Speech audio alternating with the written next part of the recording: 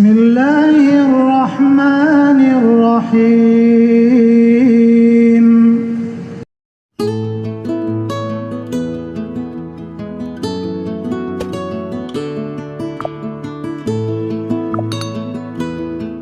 Assalamualaikum teman suka baik channel, kembali lagi bersama kami dalam kisah-kisah Islami. Sebelum lanjut, izinkan kami memohon maaf ampun dan ridho atas segala kesalahan. Allahumma berkat Rasulullah dan wali-wali Allah. Mudah-mudahan dosa kita diampuni Allah, segala hajat kita dikabulkan dan masuk surga bersama Rasulullah tanpa hisab.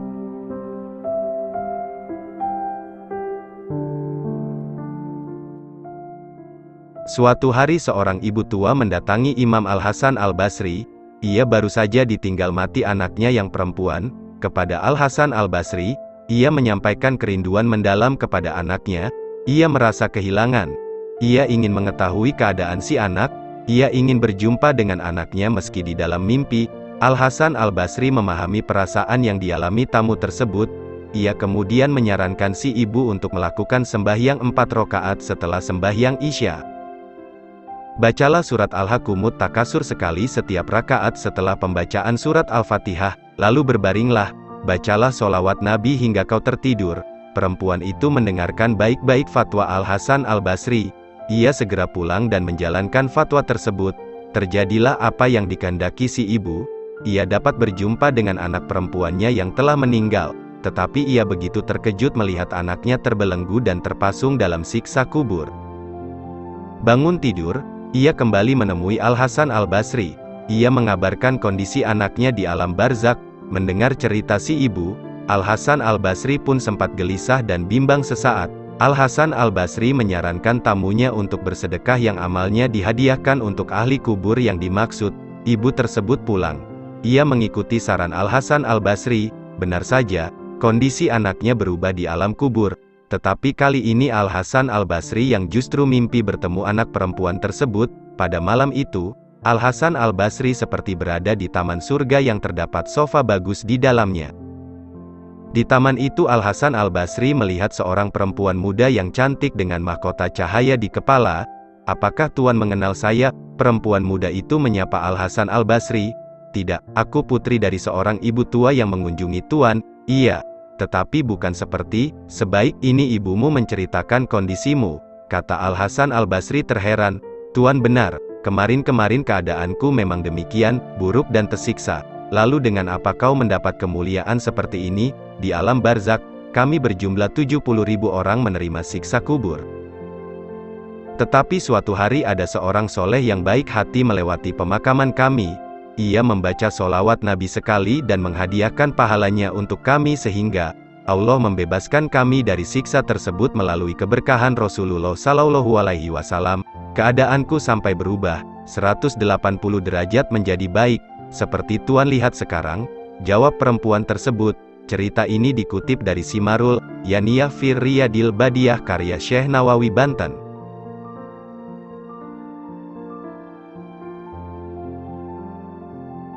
Diceritakan Sufyan Ats-Tsauri dalam kitab Kifayatul Atqiyah. Sayyid Bakri, ulama hadis kelahiran Kufah, Sufyan Ats-Tsauri, 96-161 Hijriyah, berkata, "Ketika aku sedang tawaf aku melihat seorang lelaki yang tidak mengangkat kaki dan meletakkannya kecuali dia membaca sholawat kepada Nabi Muhammad SAW. Kemudian aku berkata padanya, 'Wahai orang yang tawaf, sesungguhnya engkau meninggalkan bacaan tasbih dan tahlil dan engkau terus-menerus membaca sholawat. Adakah kisah di balik semua ini?' Orang itu berkata, 'Siapakah dirimu? Semoga Allah mengampunimu.' 'Aku Sufyan Ats-Tsauri,' jawabku.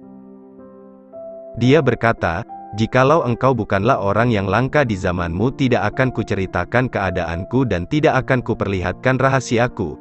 Kemudian dia bercerita, 'Aku keluar bersama ayahku menuju Baitullah untuk melaksanakan ibadah haji, hingga sampai di suatu tempat ayahku sakit dan aku pun mengobatinya. Ketika aku berada di sampingnya, tiba-tiba dia meninggal dan wajahnya menghitam. Aku pun mengucapkan, Inna lillahi wa inna ilaihi rojiun. Ayahku meninggal dan wajahnya berwarna hitam. Aku semakin merasa sedih atas musibah yang besar ini. Maka aku berpikir, seandainya aku meminta bantuan kepada penduduk sekitar untuk mengurus jenazah ayahku, Tetapi aku malu untuk memperlihatkan wajah ayahku yang menjadi hitam. Kemudian ku tarik sarungnya ke atas untuk menutupi wajahnya. Dikarenakan stres yang mendera pikiranku, aku pun mengantuk dan akhirnya tertidur di tempat itu. Dalam tidur, aku melihat ada seorang lelaki yang belum pernah kulihat ada yang lebih tampan darinya. Juga tidak lebih bersih bajunya dan wangi baunya.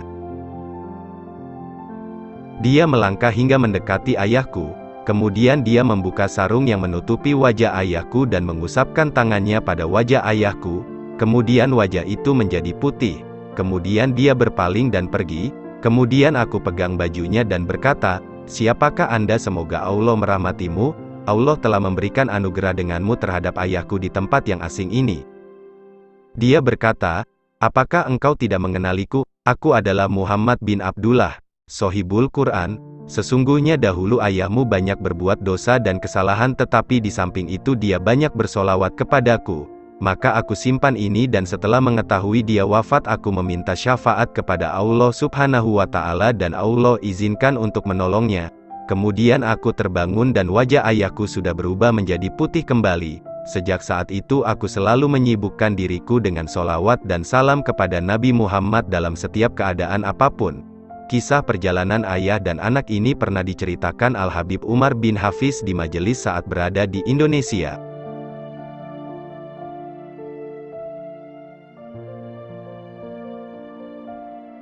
Kisah nyata yang mengharukan dan penuh hikmah datang dari Sultan Abdul Hamid. Suatu hari, pengawalnya yang dipanggil dengan nama Basya mendatangi ruangan Sultan Hamid. Dia melaporkan bahwa ada seseorang yang bernama Faisal mengaku bahwa Sultan berhutang kepadanya. "Wahai Sultan, ada orang yang mengaku bahwa engkau punya hutang kepadanya. Saya sudah panggil dia ke istana dan memberinya sejumlah uang, tapi dia belum mau pergi juga," kata Basya. "Di mana dia?" tanya Sultan. "Di depan pintu." "Wahai Sultan," jawab Basya, "biarkan dia masuk," ujar Sultan. Basya pun menyuruh penjaga agar Faisal segera menghadap Sultan. "Silahkan sampaikan keluhanmu," kata Basya kepada Faisal. Dengan penuh takzim, Faisal berkata kepada Sultan, "Wahai Sultan, Anda punya hutang kepadaku."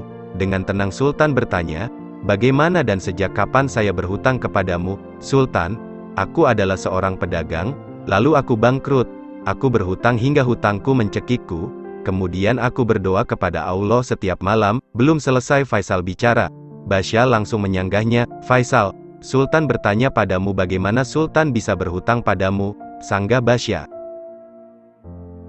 Namun, Faisal tetap melanjutkan ucapannya, "Seperti yang aku katakan tadi, aku berdoa kepada Allah setiap malam sebelum tidur, dan kemarin, aku bertemu Nabi Muhammad dalam mimpiku." Lanjut Faisal. Sontak, Sultan dan Basya terkejut mendengarnya. "Sallallahu alaihi wasallam," ucap Sultan dan Basya sambil meletakkan tangan kanannya di dada. "Wahai Sultan," beliau bersabda, "katakan pada Hamidku, bahwa ia biasanya bersolawat untukku setiap malam, tapi malam kemarin ia lupa. Datangilah Sultan, dan katakan keperluanmu kepadanya," tutur Faisal. Mendengar penjelasan Faisal, Sultan langsung berdiri. Tampak wajahnya begitu terharu. "Bagaimana sabda beliau?" tanya Sultan. "Hamidku," jawab Faisal. Belum selesai dia melanjutkan. Sultan mengisyaratkan Faisal untuk berhenti bicara. Sultan lalu membuka laci mejanya, dan memberikan Faisal sekantong uang. "Bagaimana sabda beliau?" tanya Sultan. "Hamidku," jawab Faisal. Belum selesai dia melanjutkan, Sultan kembali memotong dan mengambil sekantong uang, lalu diberikan kepada si pedagang itu. Sultan kembali bertanya, "Bagaimana sabda beliau?" Faisal menjawab, "Hamidku." Sultan Hamid lagi-lagi memberi isyarat kepada Faisal untuk berhenti bicara dan kembali memberikan Faisal sekantong uang. Melihat hal itu, Basya segera menegur Faisal, "Wahai Faisal, tidakkah cukup apa yang Sultan telah berikan untukmu?" Faisal yang sudah terlihat kerepotan memegang 3 kantong uang, menjawab, "Sudah cukup wahai Basya, aku akan segera melunasi semua hutangku." Kedua mata Sultan Hamid pun mulai berkaca-kaca. "Semoga Allah merahmatimu," kata Sultan kepada Faisal yang langsung pamit dari istana. "Wahai Sultan, hampir saja orang itu menghabisi seluruh uangmu," kata Basya. "Apa yang kau katakan Basya? Bila dia meminta seluruh harta dan jabatanku, akan aku berikan seluruhnya untuk dia," kata Sultan sembari menangis. Malam kemarin, lanjut Sultan, aku bekerja hingga larut malam di meja kerja hingga aku tertidur dan lupa bersolawat. Padahal aku selalu rutin bersolawat setiap malam. Basya yang mendengar cerita Sultan juga tidak sanggup menahan air matanya, dan dia menangis.